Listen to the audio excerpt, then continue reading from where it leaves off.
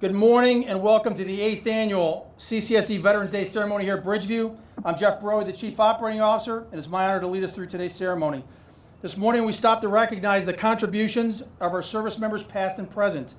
This on the 100th anniversary of the end of World War I, which led to what we now know as Veterans Day. It gives me great pleasure to first welcome our Superintendent, Dr. Postaway.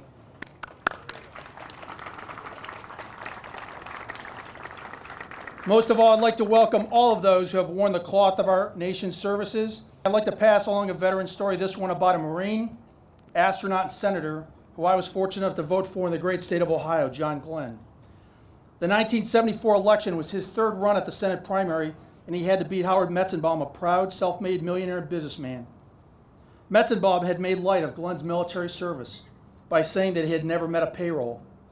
In a debate with Metzenbaum on May 4th, 1974, Glenn responded, "Howard, I can't believe you said I never held a job. I served 23 years in the United States Marine Corps. I served through 2 wars. I flew 149 missions. My plane was hit by anti-aircraft fire on 12 different occasions. I was in the space program. It wasn't my checkbook. It was my life on the line.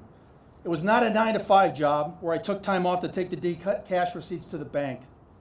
I ask you to go with me as I went the other day to a veterans hospital and look those men in the eye and tell them that they didn't hold a job. You go with me to a Gold Star mother and you look her in the eye and tell her that her son didn't hold a job. You go with me on Memorial Day coming up and you stand in Arlington National Cemetery, where I have more friends than I'd like to remember, and you watch those waving flags. You stand there and you think about this nation and you tell me that those people didn't hold a job. I'll tell you, Howard Metzenbaum, you should be on your knees every day of your life thanking God that there were some men who held the job, and they required a dedication to purpose and a love of country and a dedication to duty that was more important than life itself. And their self-sacrifice is what made this country possible. I have held a job, Howard."